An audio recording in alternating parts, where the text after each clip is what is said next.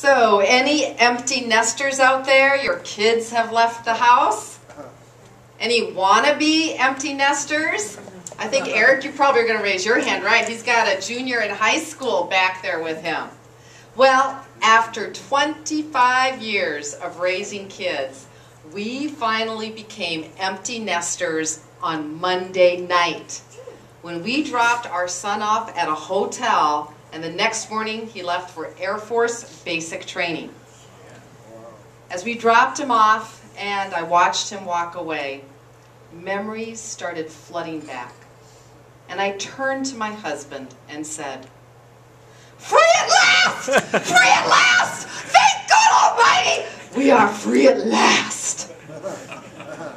Okay, so I'm not suffering from the empty nest syndrome. Did you know that there's an actual empty nest syndrome? I looked it up on Wikipedia, the source of all knowledge.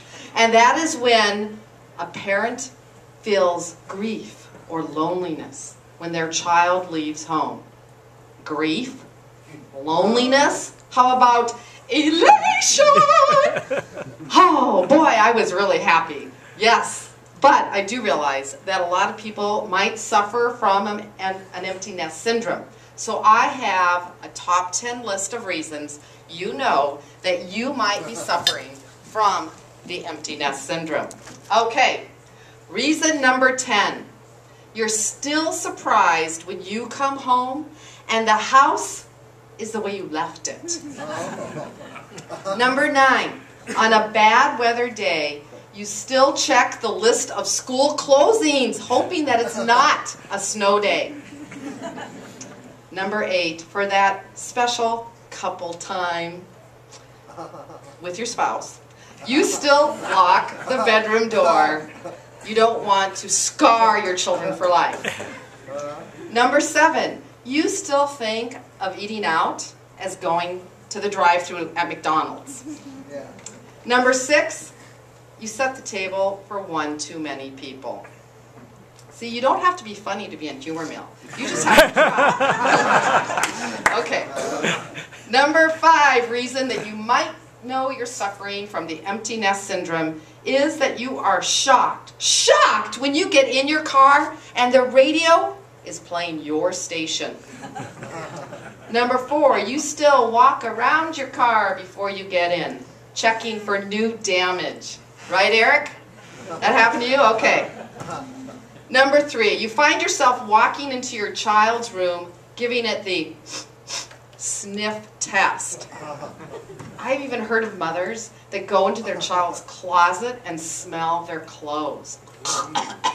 Gag me. I mean, I had to use industrial strength cleaner just to try to get rid of that stinky feet, moldy pizza, general locker room bouquet. Sniff their clothes, please. Number 2, you start having more conversations at home, especially in that cutesy baby wavy tone of voice with your cat. And the number 1 reason that you know you might be having trouble adjusting to an empty nest, number 1, you get panic attacks that your parenting has scarred your child for life. You envision your child as a failure, living on the streets, doing drugs, making an appearance on the Jerry Springer Show. Well, I've got some advice on that last reason. In fact, I am planning on writing a new book called Parenting. It doesn't matter what you do. So, chill out, relax, and enjoy your empty nest until they boomerang back. Bob.